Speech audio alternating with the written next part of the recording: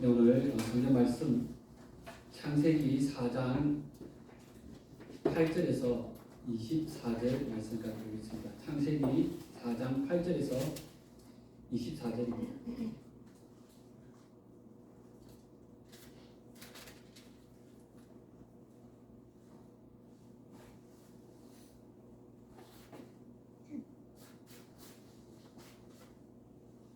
네, 찾으셨으면 한 절씩 교독하겠습니다.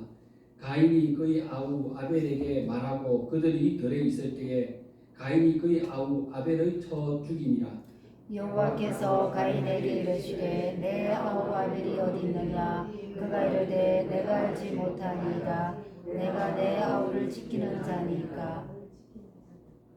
이르시되 내가 무엇을 하였느냐. 내 아우의 핏소리와 땅에서부터 내게 호소하느니라. 땅이 그 입을 벌려 내 손에서부터 내 아우의 피를 받았은즉 내가 땅에서 저주를 받으리니. 내가 밭을 갈아도 땅이 다시는 그 효력을 내게 주지 아니할 것이요 너는 땅에서 피하며 유리하는 자가 되리라. 가인이 여호와께 아뢰되 내 죄의 짐을 자기가 너무 무거우니이다. 주께서 오늘 이 지면에서 나를 쫓아내시온즉 내가 주의 낯을 배우지 못하리니 내가 땅에서 피하며 유리하는 자가 될지라. 무릇 나를 만나는 자마다 나를 죽이겠나이다. 여호와께서 그에게 이르시되 그렇지 아니하다. 가인을 죽이는 자는 그를 7배나 받으리라 하시고 가인에게 표를 주사 그를 만나는 모든 사람에게서 죽임을 면하게 하시니라. 가인이 여호와 앞에 떠나서 에덴 동쪽 노 땅에 거주하더니 아내와 동침함에 그가 임신하여 에녹을 낳은지라. 가인이 성을 쌓고 그의 아들의 이름으로 성을 이름하여 에녹이라 하니라. 에녹이 이랏을 낳고 이랏은 머후야엘을 낳고 머후야엘은 머드사엘을 낳고 머드사엘은 라멕을 낳았더라. 라멕이 두 아내를 맞이하였으니 하나의 이름은 아다요 하나의 이름은 실라였더라. 아다는 야발을 낳았으니 그는 장막에 거주하며 가축을 치는 자의 조상이 되었고 그의 아우의 이름은 유발이니 그는 수금과 투소를 잡는 모든 자의 조상이 되었으며 실라는 두발 가인을 낳았으니 그는 구리와 쇠로 여러 가지 기구를 만드는 자요 두발 가인의 누이는 나아마였더라. 라멕이 아내들에게 이르되 아다와 실라여 내 목소리를 들으라. 라멕의 아내들이여 내 말을 들으라. 나의 삭수로 말미암아 내가 사람을 죽였고 나의 상함으로 말미암아 소년을 죽였도다. 네, 같이요. 가인을 가인을 위하여는 벌이 700일인데 라멕을 위하여는 벌이 77배이로다.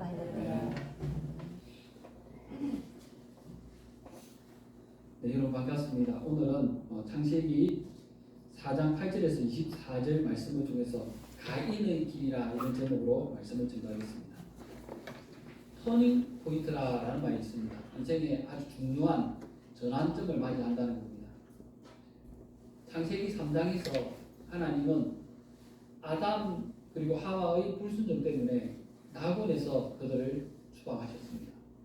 이제 낙원에서 추방되었으니까 모든 게 다 끝났다라고 생각할 수 있지만 그 이후의 삶이 또 다른 터닝 포인트가 됩니다. 다시 회개하고 회복을 할 것인가 아니면 더 타락해서 영원한 멸망을 향해서 나아갈 것인가 결정을 하는 또 다른 전환점을 맞이했습니다.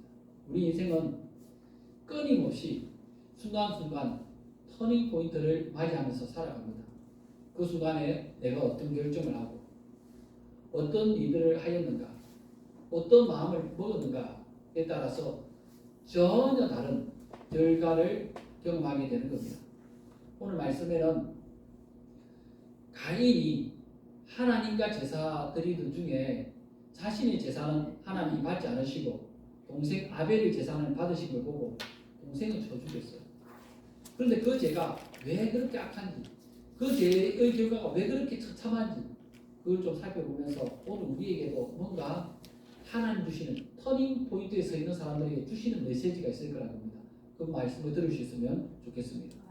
두 번째로 가인뿐만 아니라 가인의 한 번 선택한 그 길이 가인 이후 그의 후손들에게서 어떻게 계속해서 펼쳐져 가는지 그걸 바라보면서 내가 한번 선택하면 그때 선택이 언제든지 돌이킬 수 있는 것이 아니라 계속해서 방향성을 가지고 커다란 영향을 미친다는 것을 좀 깨달으시는 시간이 되면 좋겠습니다. 가인의 죄가 굉장히 크다라고 할 수 있습니다. 가인의 죄가 왜 크냐면 첫 번째로 이렇게 생각해 볼 수 있습니다. 가인은 살인자입니다. 동생을 죽였다라고 하는데 동생을 죽인 이유가 생각해 보니까 너무 사소한 거예요. 동생이 죽을 만한 죄를 지은 적이 없습니다. 아벨이 무슨 심지어 도둑질을 했다든가 형을 모독했다든가 아니면 심각하게 손해를 끼쳤다든가 그런 게 아니에요. 그냥 아벨은 아벨대로 제사를 드리고 가인은 가인대로 제사를 드렸는데 아벨의 제사는 하나님 받으시고 가인의 제사는 안 받았다는 거예요. 이게 기분이 나쁜 겁니다. 그래서 동생은 큰 죄를 지은 게 아닌데 그 죄 때문에 내가 기분이 나쁘다는 거예요. 그리고 내가 기분이 나쁘니까 어떻게 했다는 겁니까? 동생을 죽였다는 거예요. 이게 악한 겁니다. 여러분 전혀 상관없는 사람들 묻지마 범죄란 말이 있지 않습니까? 전혀 상관없는데 내가 기분 나쁘기 때문에 알지도 못하는 사람들 아무 관련도 없고 아무 죄악도 없는 사람들을 그냥 죽인 거예요. 아벨이 어떤 죄를 지었단 말이 전혀 등장하지 않습니다. 심지어 아벨의 제사를 하나님이 받았다는 것은 아벨은 하나님 보시기에 선했다라는 거예요. 하나님 보시기에 선한 사람을 내 마음대로 내가 기분이 나쁘다고 죽였다. 얼마나 악합니까? 또 가인의 죄가 또 악한 이유는 그 죽인 사람이 바로 자기의 친동생이기 때문입니다. 8절을 보면 이렇게 시작합니다. 가인이 그의 아우 아벨에게 말하고 또 그 끝에 보니까 그의 아우 아벨을 쳐 죽이니라. 그 다음 9절에도 내 아우 아벨이 어디 있느냐. 또 그가 대답할 때 내가 내 아우를 지키는 자입니까. 10절에도 내 아우의 피소리가 땅에서부터 솟아간다. 11절에도 내 아우의 피를 받았다. 계속해서 내 아우, 그의 아우. 계속해서 아우라는 말 씁니다. 내 동생이라고 하는데 친동생이 어떤 동생이냐. 바로 가인의 동생이고 바로 너의 동생이다 라고 하면서 이게 6번이나 반복이 돼요.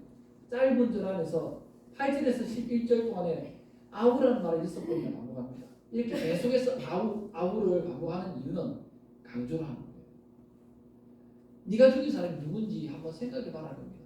바로 네 동생, 네 친동생, 세상에 둘도 없는 너의 핏줄인데 네가 죽였다 라는 이야기를 계속해서 반복해서 강조하고 있는 겁니다. 유일한 동생이었는데 그 아우를 지켜야 할 책임이 누구에게 있습니까? 가인에게 있습니다. 그 동생을 내 손으로 내가 죽였다는 거예요. 그러니까 너무 악하다는 거예요. 또 악한 이유는 가인의 문제가 그냥 순간적으로 욱 해서 죽인 게 아닙니다. 가인은 치밀하게 계획을 해서 동생을 죽였어요. 그래서 그 죄가 악한 겁니다. 우리 성경을 보면은 8절 이렇게 말합니다. 그의 아우 아벨에게 말하고 그들이 들에 있을 때에 이렇게 말합니다. 말하고 들에 있을 때. 그런데 다른 번역 성경들은 이렇게 해석하지 않고요. 이걸 조금 더 구체적으로 표현했는데 말하였는데 뭐라고 말했냐? 들에까지 가자고 말했다는 거예요. 그러니까 처음부터 그냥 이야기하면서 가다가 우리 성경을 보면요. 이야기하면서 가다가 홧김에 그냥 들에 도착했는데 죽였다. 이렇게 이야기되는 게 아니고 처음부터 들에 가자 목적지를 정해놓고 거기서 죽이겠다는 계획을 잡고 있었던 겁니다. 아니 형이 동생을 처음부터 계획을 잡고 치밀하게 장소를 준비하고 들에서 죽인다는 겁니다. 왜 들이냐면 들에는 사람들이 별로 없잖아요. 그래서 들에서 동생을 죽이면 아버지도 엄마도 잘 모를 것 같고 하나님도 어쩌면 그걸 누가 봐주시고 잘 모르는 척 하실지도 모르겠다라는 생각을 하면서 들에서 죽였다는 겁니다. 그래서 악한 거예요. 가인은 처음부터 동생을 들에 가자고 합니다. 처음부터 그 마음을 계속해서 버리지 않고 끝까지 괜찮고 붙들고 있는 겁니다. 가인이 악합니다. 왜 악하냐면 가인이 이런 마음을 하나님이 하셨어요. 그래서 하나님이 경고의 말씀을 주셨습니다. 7절에 뭐라고 했냐면 7절 하반절에 죄가 문에 엎드려 있느니라. 죄가 너를 원하나 너는 죄를 다스릴지니라. 너 안에 죄가 있다. 그 죄의 마음을 계속 품고 있으면 결국 범죄하게 되니까 그걸 버려라. 다스려라. 라고 말했습니다. 죄의 마음이 뭐냐면 동생을 미워하고, 이제는 동생은 하나님이 제사를 받아 주셨다는 것 때문에 동생을 죽이고자 하는 마음 있는 걸 하나님이 보셨어요. 그래서 경고를 주셨습니다. 너 죄를 버려야 된다. 죄를 버려야 된다. 이렇게 말씀하시는데 하나님 말씀을 직접 지목해서 바로 너는 이 말을 들어야 된다라고 말하는데 계속해서 무시했습니다. 이건 내 말이 아니에요. 하나님 내게 말씀하실 리가 없어 하면서 그 말씀을 계속해서 무시했습니다. 그래서 하나님이 경고하시는데도 불구하고 그 경고를 무시하면서 동생을 죽였습니다. 그래서 이게 정말 악한 겁니다. 또 가인이 악한 이유는 하나님이 그 죄를 범했을 때 회개할 기회를 주십니다. 그런데 회개를 하지 않는 거예요. 9절을 보니까 여호와께서 가인에게 이르시되 내 아우 아벨이 어디 있느냐. 아벨이 어디 있느냐 이 말 여러분 한번 생각해 보십시오. 하나님이 아담에게 찾아오실 때도 비슷한 말씀하셨습니다. 아담아 내가 어디 있느냐. 하나님이 아담에게 물으실 때 아담이 왜 거기 있는지 몰라서 물으신 게 아니에요. 아담이 선악과에 따른 건 하나님이 처음부터 아셨습니다. 그런데 무슨 말을 듣고 싶었냐면 하나님 내가 잘못했습니다. 내가 하나님 먹지 말면 내가 먹었습니다. 그 고백을 하는 거 듣고 싶어서 물으셨는데 근데 그 말을 하지 않았습니다. 하나님 주신 여자 그가 먹으라 해서 내가 먹었습니다. 결국 변명만 했어요. 가인도 마찬가지입니다. 가인이 지금 뭐라고 대답하냐면 그 말씀을 들었을 때 그가 이르되 내가 알지 못하나이다. 내가 내 아우를 지키는 자니까. 모릅니다. 하고 이렇게 하나님께 대어듭니다. 그리고 내가 내 아우를 지키는 자입니까? 라고 이렇게 말합니다. 여러분 한번 생각해 보세요. 하나님이 에덴 동산을 창설하실 때 에덴 동산에 사람에게 주신 사명이 뭐냐면 그 동산을 지키는 사명을 주셨습니다. 근데 그 에덴 동산을 창설하신 것처럼 모든 사람들에게 가정을 주셨어요. 가족을 주셨습니다. 그래서 에덴 동산을 지키는 것처럼 그 연장선에서 가족을 지키는 사명이 있습니다. 가인도 그 사명이 있어요. 가인은 내가 내 동생을 지키는 자입니까? 그런 책임이 내게 있습니까? 라고 물었지만 사실은 가인이 바로 아벨을 지킬 책임 있는 사람입니다. 그런데 가인은 그 책임을 다하지 않고 오히려 동생을 죽였습니다. 그러면서도 난 아무런 관련이 없다라고 외치고 있는 겁니다. 그래서 이것은 제가 악한 겁니다. 또 가인의 죄가 또 악한 이유는 가인의 죄가 가인뿐 아니라 그 모든 후대의 사람들에게 저주 위에 저주를 낳았다는 겁니다. 끔찍한 저주를 가인이 가지고 왔는데요. 가인이 그렇게 하고 나니까 어떤 말씀하시냐면 11절부터 이렇게 말합니다. 땅이 그의 입을 벌려 내 손에서부터 내 아우의 피를 받았은즉 내가 땅에서 저주를 받으니 땅에서 저주를 받는다는 겁니다. 그리고 나서 내가 밭을 갈아도 땅이 다시는 그 표력을 내게 주지 아니할 것이다. 땅에서 더 이상 표력을 얻을 수 없다는 겁니다. 창세기 이제 4장입니다. 4장인데 벌써 하나님 저주가 세 번이 나와요. 첫 번째 저주는 누가 받았냐면 뱀이 받았습니다. 뱀은 종짓도록 기어다니면서 그렇게 살아가게 될 거다라고 저주를 받았습니다. 두 번째 저주는 아담의 불순종으로 인해서 땅이 저주를 받았습니다. 이전에는 그냥 땅에 혹시만 뿌려놓으면 웬만하면 수확을 거두었는데 이제는 그게 아니라 열심히 일구면 가꾸면 수확을 거둘 수 있었습니다. 그런데 가인이 그 땅에다가 동생 의로 피를 흘려서 그 땅을 오염시켰어요. 독을 퍼뜨렸습니다. 그랬더니 땅이 저주를 받으면서 어떤 일이 일어나냐면 가인이 농사를 짓는데 아담이 농사를 지을 때는 일하면 수확을 거둘 수 있었습니다. 근데 가인이 농사를 지으면 수확을 거둘 수가 없어요. 내가 열심히 일하는데 어떻게 됩니까? 밭을 갈아도 열심히 일해도 땅이 다시는 효력을 주지 않는다. 효력을 상실했다라는 겁니다. 끔찍한 일이 아닙니까? 그리고 이게 가인뿐 아니라 그의 후손들에게 계속해서 이어진다라는 것입니다. 여러분, 한 사람의 문제, 이게 얼마나 끔찍한 결과를 낳습니까? 가인은 혼자가 아니라 가인 이후에 아직 드러나지 않은 수많은 사람들을 대표하는 사람입니다. 나 한 사람 때문에 이후에 내 후손들, 이후에 나와 관계된 수많은 사람들이 그 죄의 결과 아니면 그 의로움의 결과를 상으로 받기도 하고 저주로 받기도 할 겁니다. 그런데 가인이 이런 행동을 한 겁니다. 그리고 그 행동의 결과가 이제 가인뿐 아니라 가인 동시대에 살아가는 모든 사람들, 그 가족들뿐 아니라 이제 이후에 일어나는 모든 사람들에게 저주가 끼치게 되는 거예요. 농사를 짓는데 땅이 제대로 열매를 맺지 않는 끔찍한 일이 일어나게 된 것입니다. 여러분, 이런 일들을 생각할 때 얼마나 큰 저주입니까? 왜 이런 일들이 일어났나 다시 한번 생각해 보니까 가인이 처음에 하나님 말씀을 들을 때 그때 바로 했어야 됩니다. 경고를 들었을 때 바로 했어야 돼요. 하나님 경고를 들었을 때 돌이켜야 했고, 설령 범죄했다 할지라도 다시 돌이키면서 하나님, 내가 잘못했습니다.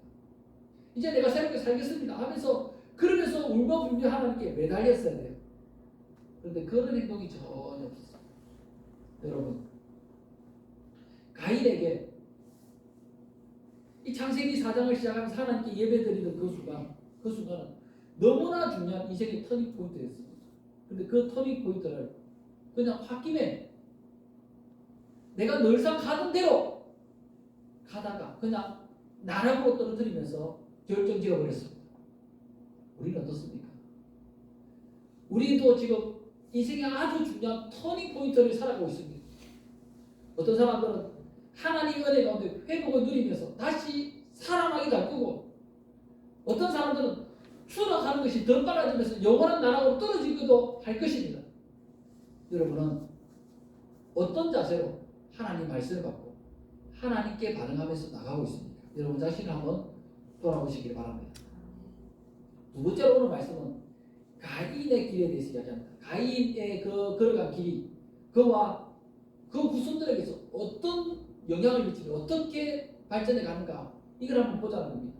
나 한 사람은 작은 행동을 했는데 그게 어떻게 됐는가.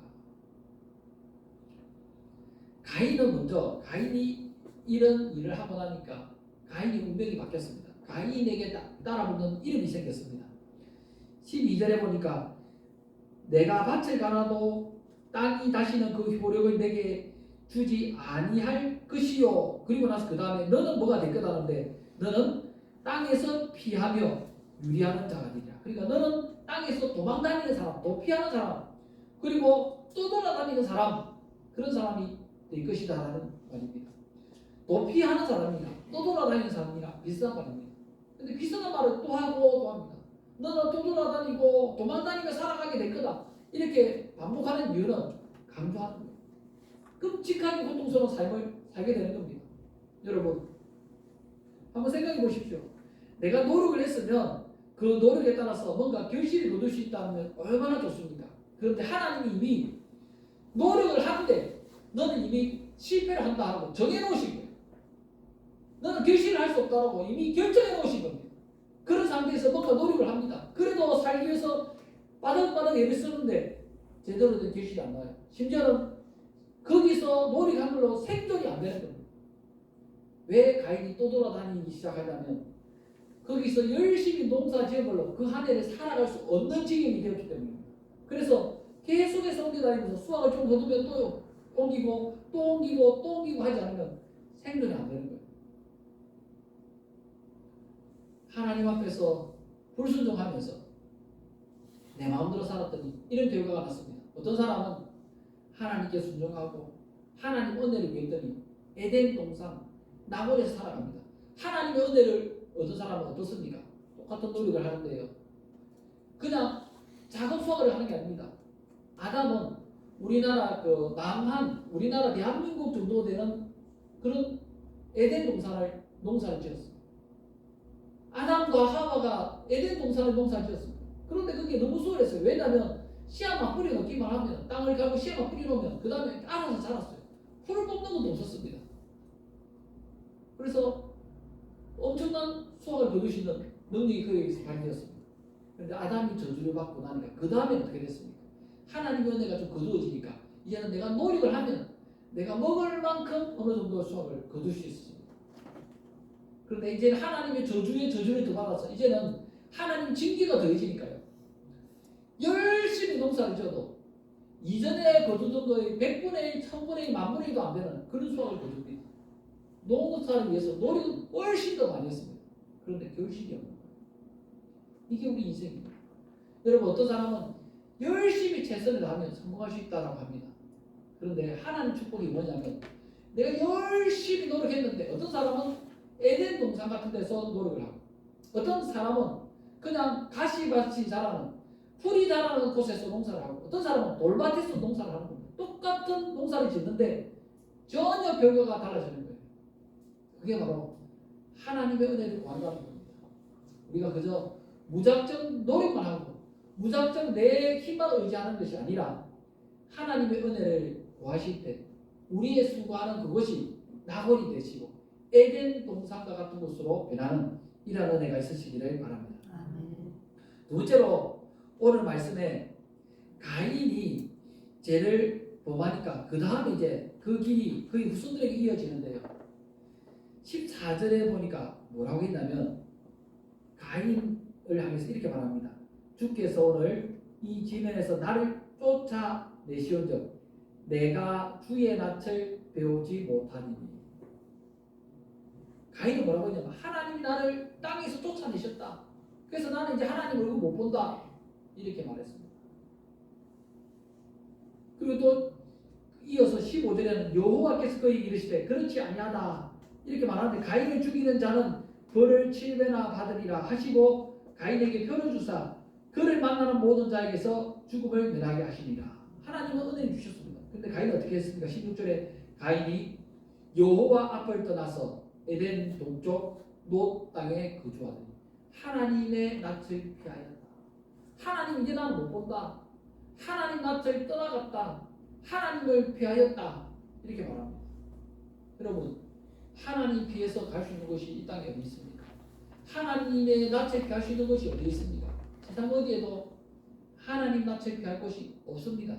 그런데 가인은 스스로 하나님이 나를 버리셨다. 떠나보냈다. 쫓아냈다. 그래서 나는 하나님 얼굴을 볼 수 없다.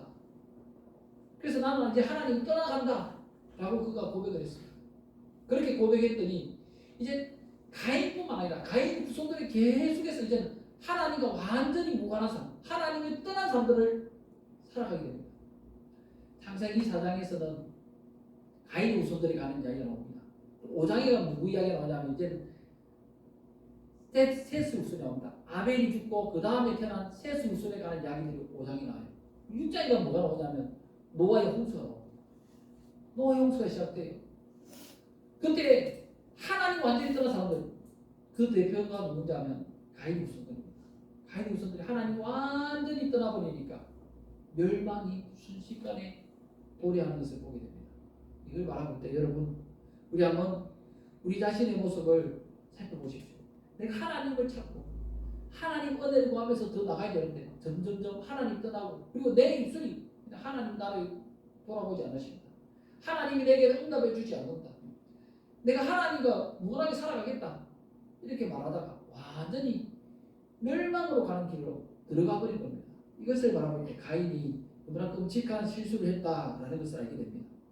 가인이 이런 결정을 하고 나니까요. 그 후손들도 그리고 가인의 그 삶에서도 이제는 완전히 다른 삶을 살아갑니다. 17절에 가면 가인이 하나님을 떠나서 뭘 했는가라는 게 나옵니다. 17절에 아내와 동침함에 그가 임신하여 에녹을 낳은지라 가인이 성을 쌓고 그의 아들의 이름으로 성을 이름하여 에녹이라 하니라. 여러분 성을 캐슬이라고 합니다. 캐슬. 아파트 롯데 캐슬 있지 않습니까? 그런데 여러분 캐슬이라는 건 어느 정도 돼야지 캐슬이라고 하겠습니까? 성이라고 하는 것은 적어도 우리 집이 일반 주택이 수십 채 수백 채 5대 4이라도 수십 채 수백 채의 집이 들어가야지 캐슬이라고 할 수 있습니다. 성이라고 할 수 있습니다. 가인은 성을 지었습니다. 그냥 집을 지은 게 아니에요. 가인이 가족이 엄청나게 많아서 성을 지은 게 아니에요. 왜 성을 샀을까요? 한번 생각해 보십시오. 가인이 자기가 한 결과를 깨달았습니다. 내가 하나님께 저주를 더 받았더니 나만 저주를 받은 게 아니라 이제는 모든 사람이 나 때문에 더 저주를 받을 거예요. 나 한 사람만 못 사는 게 아니라 다른 사람들도 다 죽게 만든 겁니다. 그랬더니 가만히 생각해 보니까 이제 사람들이 나를 만나면 죽이려 하겠다라는 생각이 드는 거예요. 그런 생각이 드니까 내가 살기 위해서는 어떻게 해야 될까요? 내가 살려고 하니까 이제 성을 지어서 절대 어떤 사람도 나를 공격할 수 없도록, 자기는 동생을 너무나 쉽게 죽였지만 아무도 나를 죽이지 못하도록 하기 위해서 성을 쌓고 있는 겁니다. 성을 쌓아서 거대한 성을 쌓기 위해서 죽도록 노력하면서 가인의 모든 노력이 집을 짓는데 성을 쌓아가는 일에 모든 노력을 다 허비하고 있는 걸 보게 됩니다. 여러분, 하나님을 떠나고 내 마음대로 인생을 살아가면 내가 노력을 최선을 다해서 하는데 그게 정당한 온전한 결실을 거둘 수 없습니다. 가인은 노력을 했는데 그냥 집을 짓는 게 아니라 성을 쌓는 노력을 했습니다. 가인의 성을 공격하러 올 사람이 없어요. 집만 지어놨어도 공격할 사람들이 없습니다. 그런데 가인이 두려운 거예요. 내가 지은 죄가 너무나 크기 때문에 사람들이 나를 죽일까 두려워서 성을 쌓고 있는 겁니다. 그러면서 그 안에 갇혀서 점점 자기 자신을 가두고 더 비참한 길, 하나님 없는 삶으로 떨어지고 있다는 것을 보게 됩니다. 그리고 성을 건축했는데 성 이름을 지었습니다. 여러분, 최초의 성입니다. 최초의 캐슬을 지었습니다. 그러면 이름을 뭐라고 지어야 되겠습니까? 적어도 하나님께 예배드리는 사람, 하나님의 섬기는 사람이라면 하나님이 내게 복을 주셨다. 하나님 영광 받으소서. 이것은 하나님의 집입니다. 뭐 이런 고백이 나와야 되지 않습니까? 그런데 이름이 아들의 이름을 따서 에녹입니다. 하나님께 영광 돌린 이름이 아니라 자기 아들 이름이 에녹이. 그래서 그 성 이름이 에녹 성이라고 지었다는 겁니다. 중심에 하나님이 없어요. 하나님에서 완전히 가인이 떠나간 모습을 발견하게 됩니다. 여러분, 점점 하나님에게서 멀어지게 됩니다. 그렇게 됐더니 그 다음에 가인의 길은 어떻게 됩니까? 이제는 하나님이 정해놓은 규칙, 법칙들을 그 자손이 막 깨뜨리기 시작합니다. 19절에 가면 이제 가인의 후손들 중에 또 다른 사람이 등장하는데요. 라멕이라는 사람이 등장합니다. 라멕이 두 아내를 맞이하였으니 하나의 이름은 아다요, 하나의 이름은 실라였더라. 여러분, 아내가 둘이래요. 이게 성경에 기록됐어요. 성경에 여자 이름은 잘 기록하지 않거든요. 성경에는 남자 이름만 기록합니다. 근데 특별한 경우 여자 이름을 기록하는데 부인 둘이 있는데 두 사람 이름을 다 기록했어요. 왜 기록했는지 압니까? 본래 하나님은 일부일처제로 남자가 여자와 둘이 한 몸을 이루라. 그러니까 남자 한 명, 여자 한 명이 한 몸을 이루라고 했어요. 이게 성경의 법이에요. 그런데 이걸 가인의 후손 라멕이 최초로 깨뜨립니다. 하나님이 정하신 법칙을, 자연의 법칙, 생존의 법칙을 내 마음대로 내가 깨뜨리고 바꿔버렸습니다. 이렇게 해도 되는 겁니까? 하나님이 정하셨는데 사람이 마음대로 바꿀 수 있습니까? 그런데 가인이 하나님을 모독하고 무시하니까 이제는 가인의 후손들도 이제는 막 나갑니다. 하나님이 그들의 마음에 없습니다. 그래서 하나님을 떠나버립니다. 그리고 제가 이제 이걸 읽다가 보니까 여기서 참 신기한 걸 봤습니다. 가인의 두 아내 이름이 아다와 실라다라고 말하고요. 그리고 나서 또 다른 이름이 등장해요. 22절에 보니까 실라는 두발 가인에 낳았으니 그는 구리와 쇠로 여러 가지 기구를 만드는 자요. 두발 가인의 누이는 나아마다. 여기 보니까 여자의 이름이 세 명이 등장하는데 아다와 실라와 그리고 가인 라멕의 딸이 나아마가 등장합니다. 아다와 실라는 라멕의 부인들이니까 이름이 나왔다고 칩시다. 그런데 나아마는 왜 나왔냐? 아무리 이걸 저도 한 주 동안 내내 고민했거든요. 나아마 이 이름이 왜 여기 나왔을까? 아무리 봐도 알 수 없는 거예요. 그래서 기도하면서 또 책들 찾아보면서 막 실험을 하는데 여자 이름이 세 명이 나오잖아요. 그 이름 뜻을 찾다 보니까 나름대로 답을 얻었습니다. 아다라는 이름은 뭐냐면 장식이라는 뜻이에요. 장식, 멋으로. 그래서 아다라는 그 말이 드러낸 게 뭐냐면 외형에 대해서, 꾸미는 데 대해서 굉장히 치중하고 있다라는 걸 그 이름이 나타낸다는 겁니다. 그리고 실라라는 뜻은 뭐냐면 그늘이라는 뜻입니다. 이 그늘이라는 이해가 잘 안 되는데 그게 무슨 말이냐면 신라가 머리가 길어서 유대인 주석가들이 하는 말입니다. 머리가 길어서 그 머리에 굴곡이 몸에 음정이 집서 그게 너무 아름다워서 이름이 그늘이라 지었다는 겁니다. 그러니까 아다도 신라도 외모에 초점 맞춰서 이름을 지었습니다. 그리고 또 라멕의 딸이 있죠. 나아마. 나아마의 뜻은 아름다움입니다. 아름다움.